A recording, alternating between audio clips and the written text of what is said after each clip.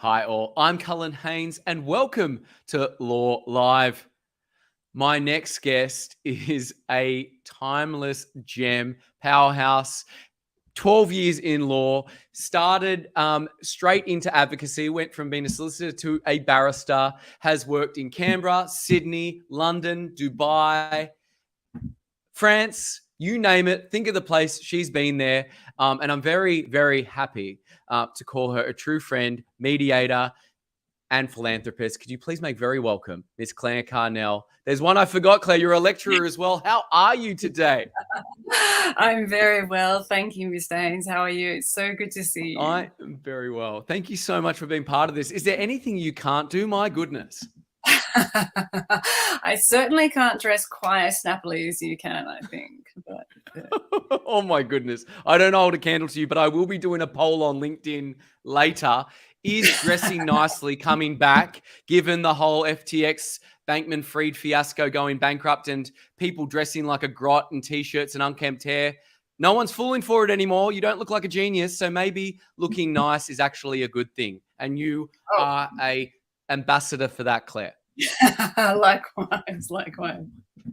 Oh, we've already got some love. Peppy Kish is saying she loves you, Claire. So way to go. And I would suggest that if you are watching live, which you are, it is 12:14 in Sydney and Canberra. If you have any burning questions for this absolute legend, please put them in the comments. Keep them evergreen. If it's about your matter, direct them to your solicitor or engage in a cheeky DM. And I'm sure Claire will get back to you ASAP. And Peppy's saying, here I am wearing my hoodie and it's so cold in Canberra. I bet there's a lot of people tuning in that are wearing hoodies and hoodies and maybe even nothing at all there, Peppy. So thanks for shouting out. But let's get straight to the value, Claire, because I know you're not one for what's going on in your world. Let's get to the value. You talk about the 5 E's. I'd love to know what's the 5 E's. Let's do it. Or the 4 pillars and the roof, but yeah, the 5 E's. So, okay, lots of things I found. The first one is enthusiasm, right? Over 12 years, but enthusiasm, engagement, enthusiasm. Yes, no, I'm not drunk. No, I'm not on drugs. I'm just genuinely enthusiastic.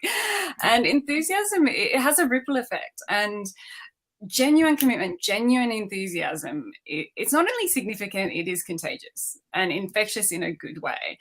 So, might I say, is the impact of pessimism, you say. But optimism, enthusiasm, and going to the next one, engagement. Like, we can change things. We can be the best. I love the whole Steve Jobs 1996 sort of thing. You know what? The people who are crazy enough to think they can change the world, they're the ones who actually do. And you know what? Just be enthusiastic, dream big, dream massive, just get stuck in. And I think anytime I can't actually feel the enthusiasm from my gut, you find it from somewhere and you just get there. And it's what makes not only doing your job better, but everyone around you feels a lot better for having sort of been in your presence or being part of the matter anyway. It's the energy you bring. It's a force multiplier of sorts, would you say, Claire? Oh, look, it absolutely is. I mean, I think the other trick is you do have to mean it. No. The mask can't slip. I've met people like that, and they're not the same on the other side. Let me tell you. Yes, well, I met you, I think, at a very informal occasion at a pension party. And the click, the connection, it is genuine. And I find with most people, especially in person, just sitting there having a chat, before you get to the matter, before you get to the problem at hand, just being enthusiastic about people generally, no matter whether they're bad, sad, good, ugly, not, whatever, it's great. And I think it matters a lot. And maybe I should make it the 4 E's, because then engagement, enthusiasm and engagement, but they really go hand in hand, right? Okay, so let's talk about engagement. And I think you talk about engagement and the 4 walls of engagement. Do I? Okay. Yeah, I think you might. Engagement. Well, okay. So, as a lecturer, for example, engagement, and especially since COVID, lecturing in things like civil litigation, which is a page turner, getting into your court procedurals. Ooh, what will happen next? But keeping your students informed, keeping your colleagues informed. So part of it is about just keeping other people in the loop, and these days we can do it online with LinkedIn, which is very exciting. And also communicating change with engagement. So we have these brilliant ideas about what we're going to do, what I'm going to do with my classes, what I'm going to do with this matter, what I'm going to do with blah, blah, blah. Yes. You have to communicate it. You really do. And that's something that I've have to discipline myself about doing in communicating change. And with engagement, I think that's how you cultivate that engagement or that collaboration in others. Especially, you're a barrister, you're a sole practitioner, you're a law firm of one. So there's this sense that, you're a lonely profession and you're all in competition. You're a lone wolf, or wolfess, as the case may be. I'd love to do a howl right now, but it would. Oh, go and do it. It is live. Yes, but if you actually engage with people, I mean, whether it's students, whatever, they tend to engage back, as being my experience as well. And sort of coming along with that, the open door policy. So whether it's the open door via DM these days or whatnot, but you always have 5 minutes. It's one of my favorite old school things about the bar, that any senior always has 5 minutes to someone junior than them. And that goes all the way up sort of the food chain. And then hand in hand with that, actually listening to suggestions for improvement. So listening, not taking it as a criticism, which can be our sort of first instinct. It's like, what? You're telling me to do what now? But just sort of listening to it, not always taking it. No, not taking every suggestion necessarily, but making sure you listen to it. But then more importantly, engaging with your community. So whatever community that is. For me, in the law, through the legal profession, that's ended up being quite broad. So through teaching, through writing, through training videos, through all sorts of things, but actually engaging with the legal community in different ways for different people. But it does matter. So not just running your business or running your family, but getting outside of that and engaging with the broader community and the legal community, and not always at the same time. So you engage with the community and you bring your legal self to that. I love that. We're already getting a lot. We're already getting a lot of engagement. Like, people are at tuning in. And would you say that 5 minute piece is important there, Claire? Like, that, just donating that 5 minutes or investing that 5 minutes to either the younger generation or your peers? I know that the 5 minutes every now and then that I've had, invaluable. I was very, very blessed when I came to the bar. I had a couple of extraordinary QCs, now KCs, those who are still alive, who gave me their 5 minutes and then some. But also back in those days in Canberra, we only had really one chambers. We have lots now. But that you walk along the halls and anybody senior to you would give you that 5 minutes, and you might have a family case, a criminal case, a corporate case, or whatever, and just be like, and just it is a bit humbling, but to sort of knock on the door and say, oh, can you give me that 5 minutes? They've been so important to me. And so that's why the pay it forward ethos is so very important to me now, in making sure that I give that 5 minutes whenever anybody asks, whenever maybe when they don't ask and don't need it, but at the same time, it does actually matter a little bit. Of course it does. That is a true nugget and a gem. I think if anyone's tuning in, they can walk away with even this part of the stream. I think it's important. And we've got some questions and some engagements. Before we've covered enthusiasm and engagement, we've got three more E's to check on. But Mina Abel Sayed, who's a regular of the show, says hello to you there, Claire. So hello, Mina. Peppy says hardly dressing is not appropriate for Law Live. I agree. And I think what we are wearing for this Law Live is appropriate now. And Cameron Keeley's got a question to put to you before we get into the other three E's, Claire. And thank you for engaging, Cameron. How does Claire, yourself, deal with all the pressure and expectation of being the daughter of a high-profile politician and keep everything together to stay in your own lane. No doubt everyone is Googling, oh my goodness, who is Clare related to? Who is this high profile politician? So yeah, I'd love to know your thoughts on Cameron's question. Thank you, Cameron. Thank you, Cameron. The pressure under expectation that comes with being mum's daughter, and for that example, dad's daughter. So mum was a politician growing up, but since then she's so many thousands of different things in her quote unquote retirement. I can't keep track of her. I see her on the drum, I see her here, I see her everywhere. Beyond Blue, mental health is a real passion. She's got the Butterfly Foundation. She's got the Maple Board. She's all over the show, and she is extraordinarily driven. If I have a quarter of her energy, I'll die a happy woman. I'll tell you that much. But you know, mum's lane was pharmacy. So we're both small business, but she came from sort of a health background, and then into politics. And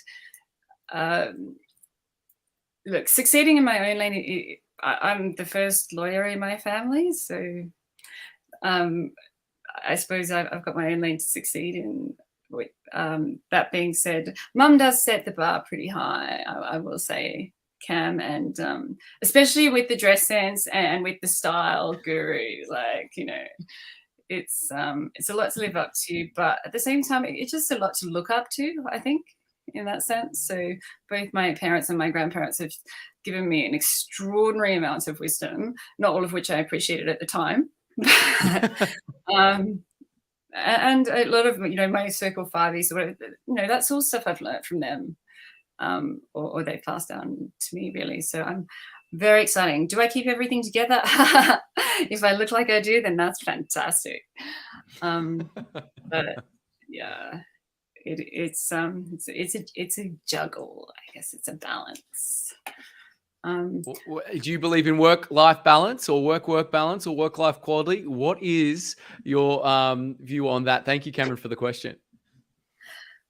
Work-life balance.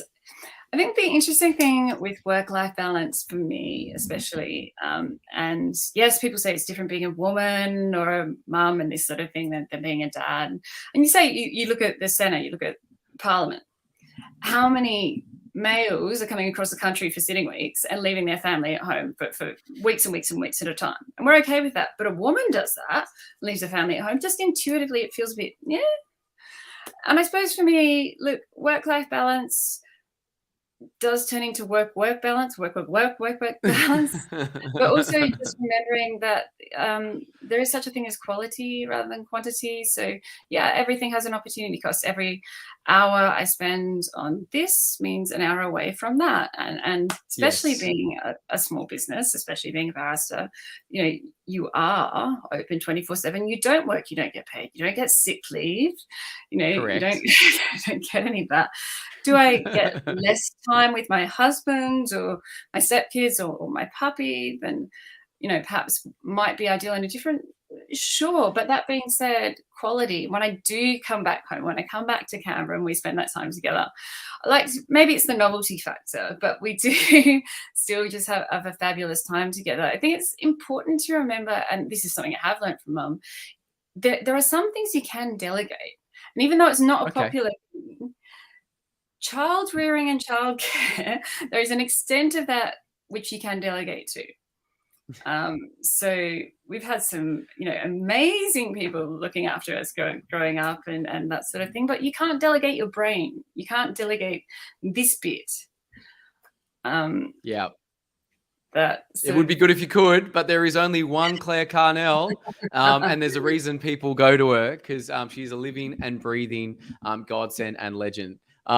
So I think that's a good segue into the other three E's. What you're talking about is, you know, that it is all on you. It's that drive. So the third E we're going to talk about is entrepreneurial spirit. And I'd really like to unpack what that means to Clare Carnell. Oh, entrepreneurial spirit.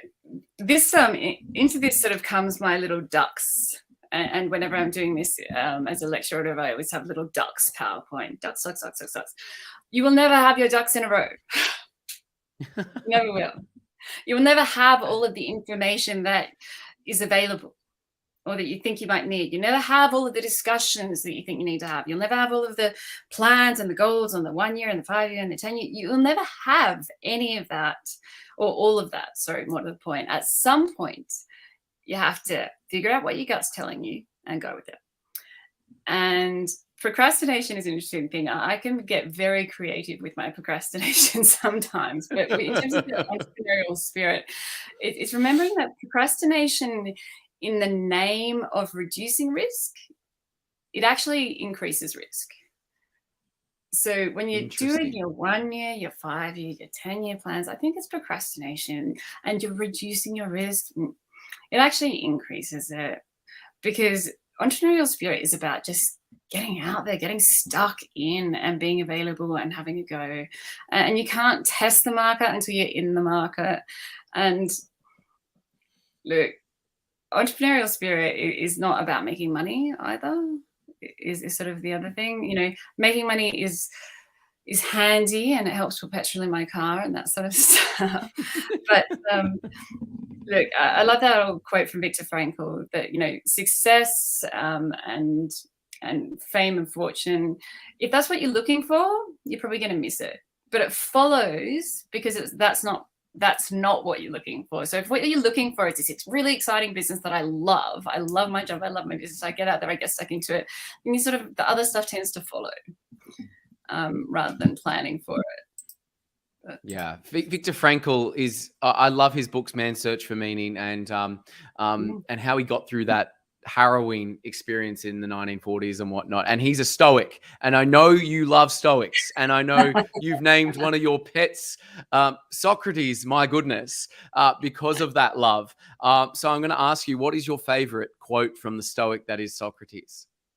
Oh, Sock's a puppy. Socrates is a yes. Keeping in mind that Socrates was Marcus Aurelius's pupil, yes. So a lot of it comes back from Marcus Aurelius. And then I think I was flagging it to you before. It comes back to the old quote that I usually use down in my enemies thing. Yes.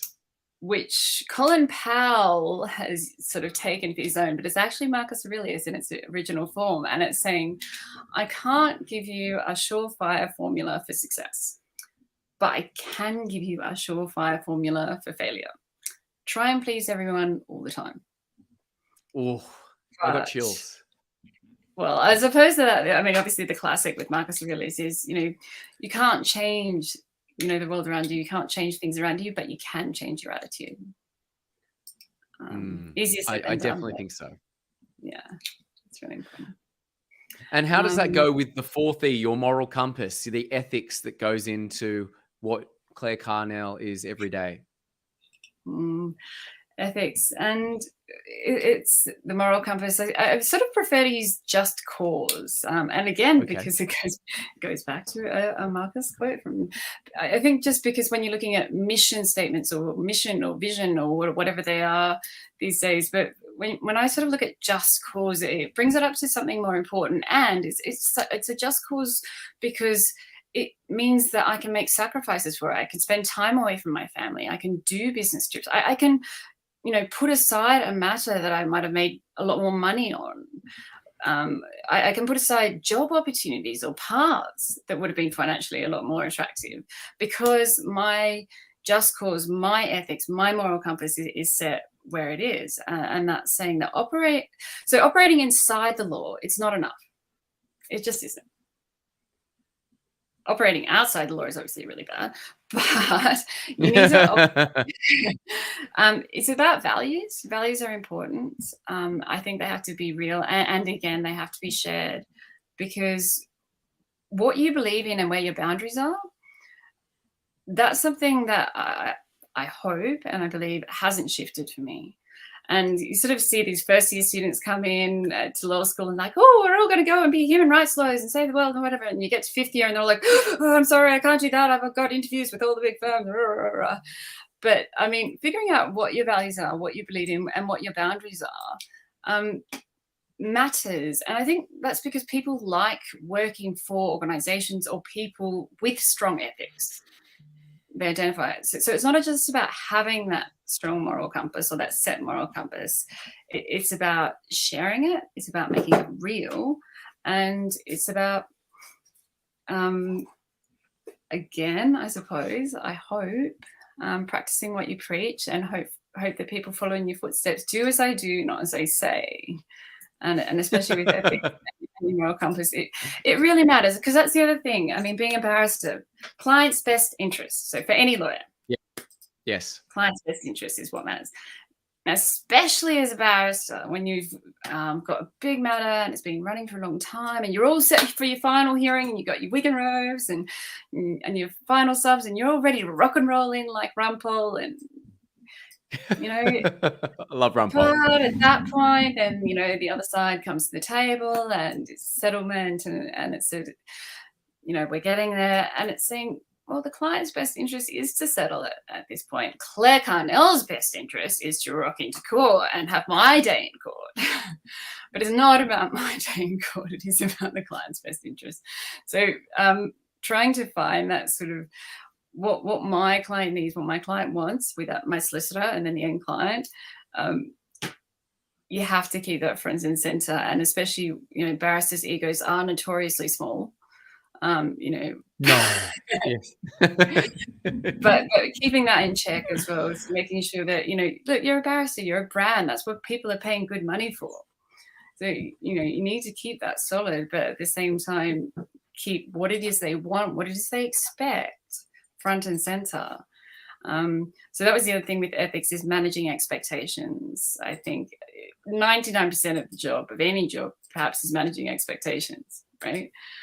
No, absolutely. I highly agree there. And I think what you're saying to the point of being a barrister, not many people know. For those who don't know what a barrister is, it's basically the representation of the solicitor in court. And they did this at the ABAs. They talked about barristers seeing the solicitor as the client, but you're actually changing the ball game and actually seeing the client, the end client, as the client. And I think that's so important, right?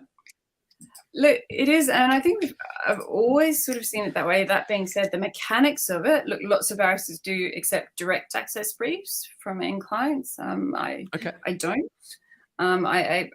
Having an awesome instructing solicitor, it's a Batman and Robin, and I'm not saying which is which. It is a team. If you want to go to the Top Gun, I'm not sure which one's Maverick, but having my wingman. Talk to me, Goose. Talk to me. As my wingman, exactly. It's a force multiplier. It makes me 40,000 times better at my job, and I think it allows my instructor to be a whole lot better at their job too. But they are discrete skill sets. They're different skill sets, and it's not just about being in court. It's about advice and all that sort of stuff that comes before, and hopefully, in theory, never getting to court as much as you might want to. No, that's a good point, actually. That's a good point. No, never getting to the point. Prevention is better than cure, which I think goes well with our final E. And a lot of people will be tuning into this one. The final E, enemies. Do you want them, or do you want to avoid having enemies there, Claire? Is it because you missed empathy? Oh, okay. Let's add a 6E in there. Empathy. No, it was fine. I'm pretty sure. Okay, well, let's go with that. The other 5, empathy. I like it. So we've got enthusiasm, engagement, entrepreneurial ethics, and empathy. Let's go to empathy before we talk about enemies. Tell me about empathy. Well, we're talking about your end client. That's where it really does come in. So if you take away anything, then empathy generally with people, remember MMFI. Make me feel important. I love that. Anybody that you're talking to at any given point in the day, no matter who they are and what walk of life, make me feel important. That's what people want. They want people to be interested in them, and they want to be interesting. So make me feel important. But change is hard. So in terms of empathy, distinguish it from sympathy with a client, that's understanding. Nobody comes to see you on a good day, right?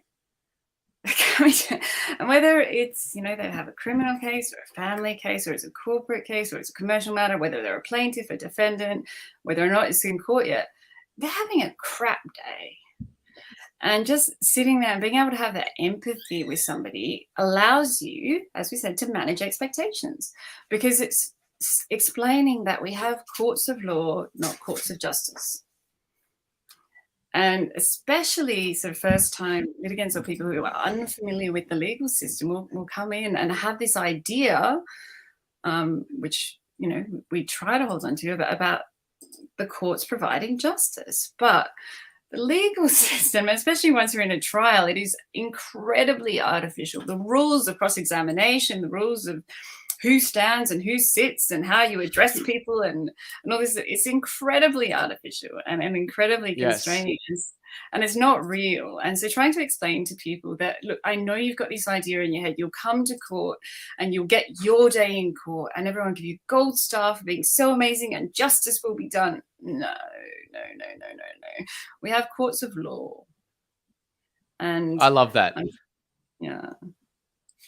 I'm indeed by what you're saying. And is it like a Rumpole episode, like when he's not listening and the judge says, "Are you listening, Mr. Rumpole?" "Oh, I'm sorry, sir. I didn't want to interrupt the flow of your rebuke." Do you have little quips like that? Is it anything like the shows? The shows. I don't know the shows. It's all about the books, man. John Wadham is a legend.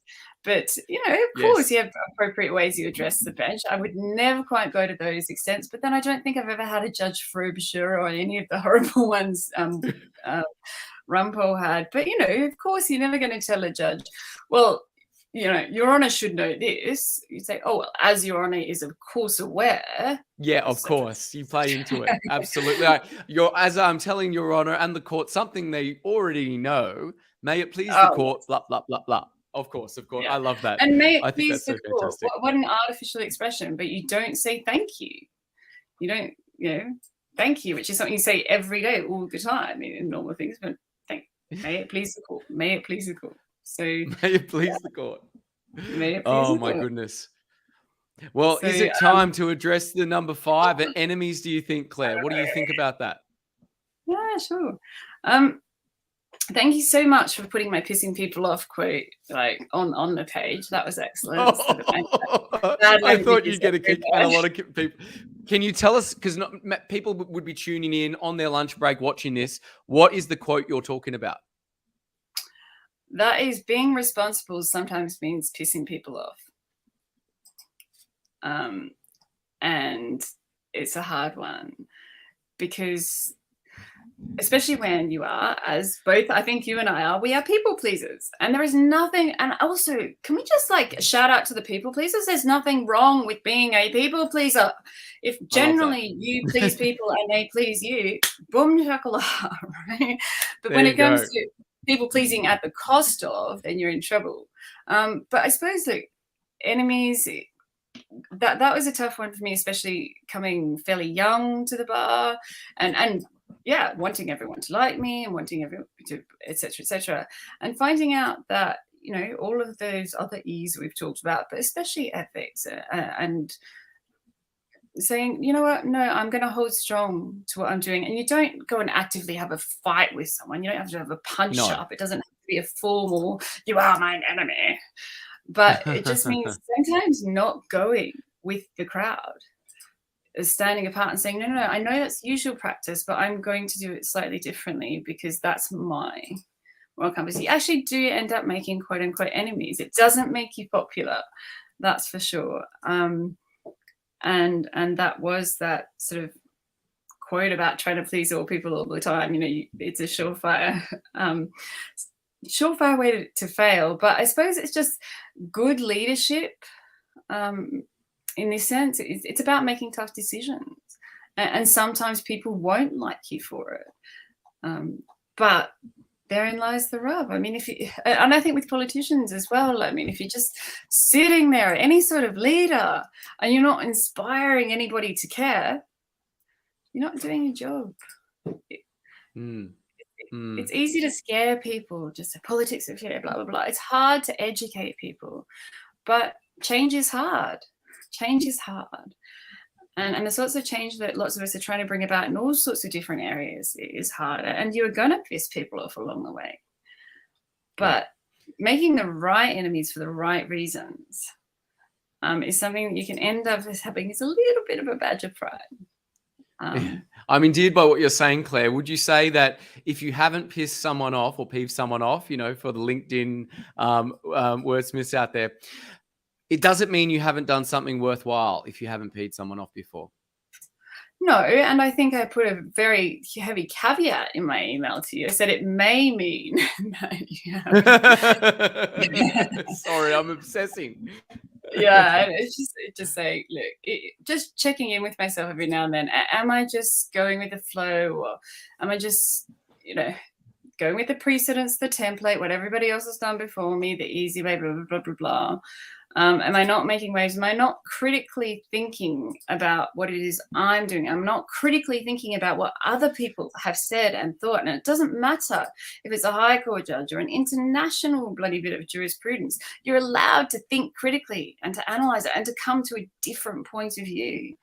And in fact, we must keep doing this. We must keep critically analyzing ourselves and everybody else. I mean, not just for the sake of it to be bitchy, but to come to then a higher consciousness or a better way of thinking or a different way of thinking. And that's what leads us to the next step and the next step and the next step.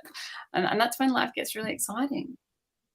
I think so. And your words are reaching across the globe. We've got Charles Caldwell. Greetings from Hong Kong. So fantastic. Thanks for engaging there, Charles. Cameron's got two very good questions, and thank you for all the questions there, Cameron. It's fantastic. How has your practice adapted to the post-COVID world? And what does the future of your practice look like? I think that's a good question, especially as I don't want to use the word emerge, but I just did, as we emerge from the pandemic. How's my practice adapted? I ended up doing commercial, corporate, tax, equity, all sorts of stuff in terms of ending up in Sydney doing junior work for Silks in the COVID space. My practice adapted in the sense that I have managed to use Zoom on a regular basis without buggering it up. Which is nice. And I look, my practice is adapted as little as possible, to be frank. I still think that engaging with people in person, and if not in person, then with video that is as real as it possibly can be without filters and that sort of thing. Look, it matters. And especially, and we've talked about this before with the AVA and stuff, but the fact that court became quite informal during COVID online, yes. it didn't feel good for a lot of us, because you know what? It matters. Get someone vaping online and in a car, right? Really? But that's the point. You wouldn't wear your Ugg boots to court. You don't wear them to a freaking online or remote hearing because it's serious. You've got someone's life or their liberty or their livelihood in your hands in some way, shape, or form. And one way or another, you're getting, paid a fair amount of money to deliver an outcome. And I think sort of taking it easy and being quite relaxed about that is really, really, it's just bad. And the people I really admire, so now cases or SEs or judges, they still tell me that they are still enthusiastic and engaged with their work, and they still get that nervous, nauseous, horrible feeling in the pit of their tummy before a big case or during a big case. And the second that you don't have that slight nausea or whatever it is, then get out, because you have to care. You have to care. That shows that you do care. Yes, throwing up shows that I care. It is just saying that, no, I'm invested in the case and the client, and yeah. So COVID, yeah. I got better at using technology. The worst bit was lecturing and having to lecture without my audience and having no students laugh sycophantically at my hilarious jokes. That was the hard bit, of just 2 hours of straight dry lecture to that camera with no break and trying to make that interesting. I think the Socratic method in terms of teaching, especially some of evidence law, some of these subjects, is hard.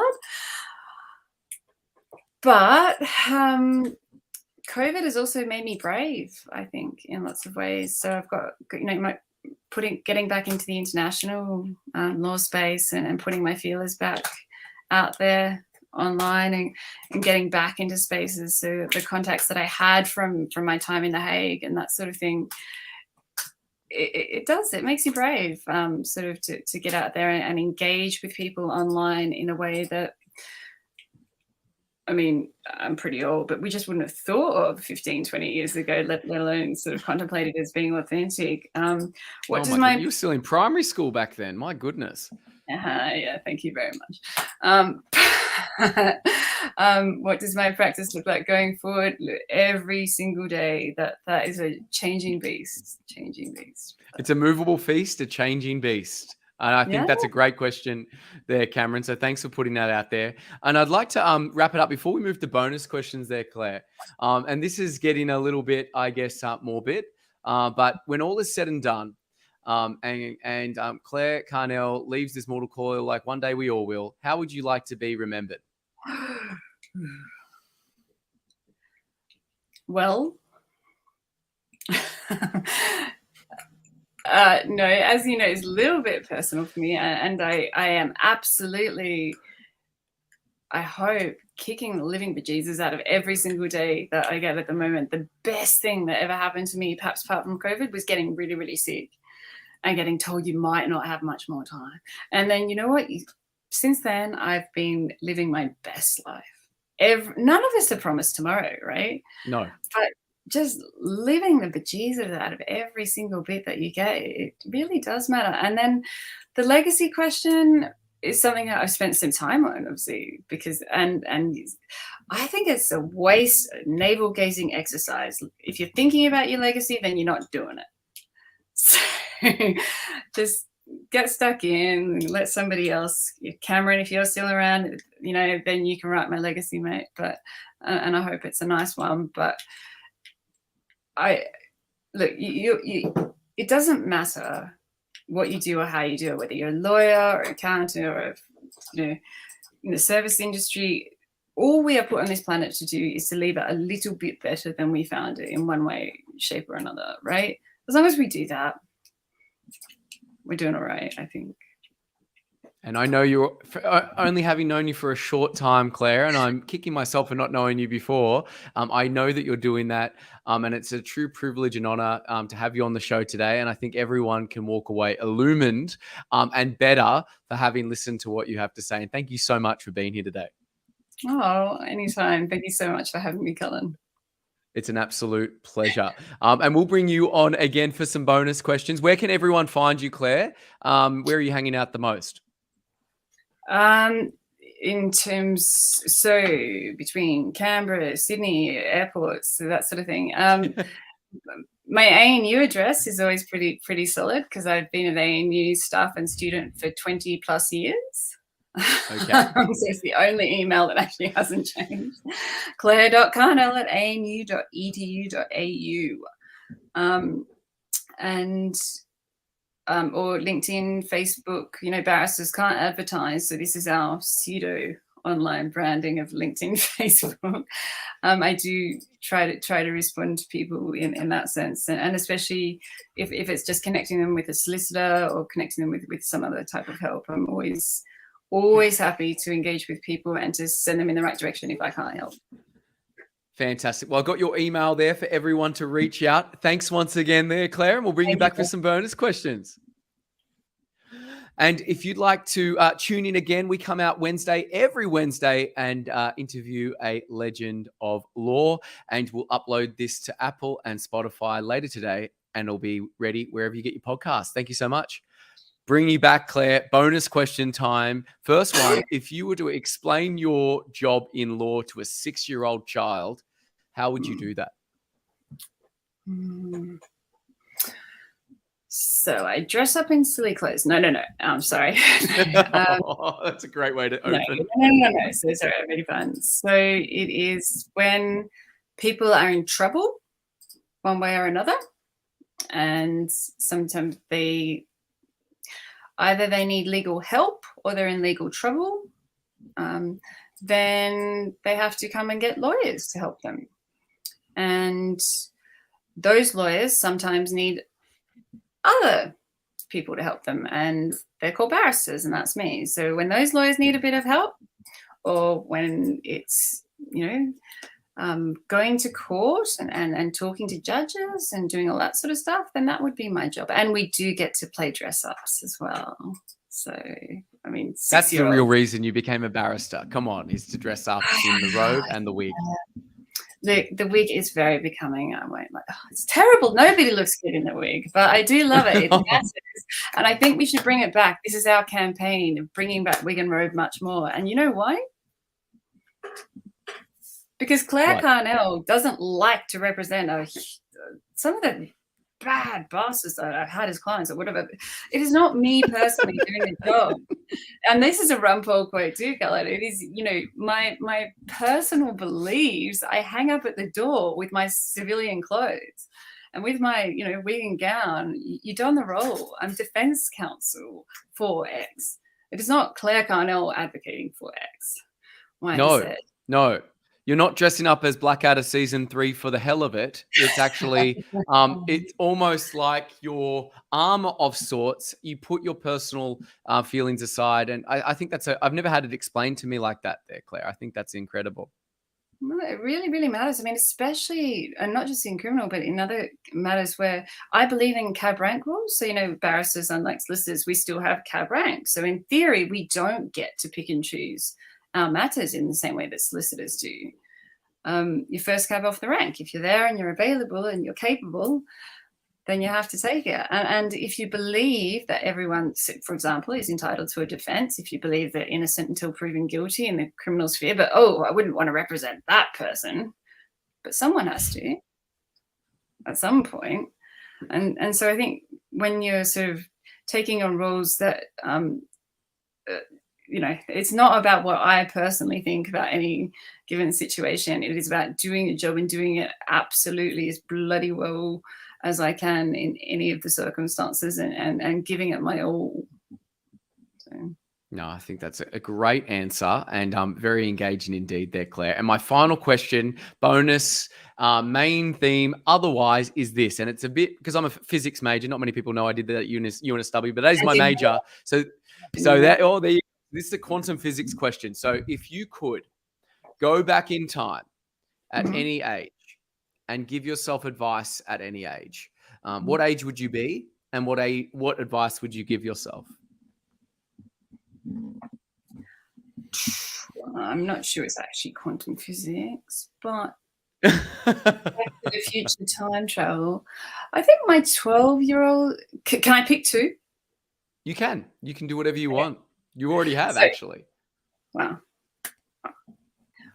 When I was 12, I think 11 or 12, that sort of high school age, when you're starting high school, love to just go back and tell that self, you know what, the cool, popular, pretty girls and whatever, that's not life. That's not how it's going to be forever and ever. Amen. Just be okay with who you are. Do your drama, do your music, do your writing, do your bits and pieces, and don't be ashamed of it.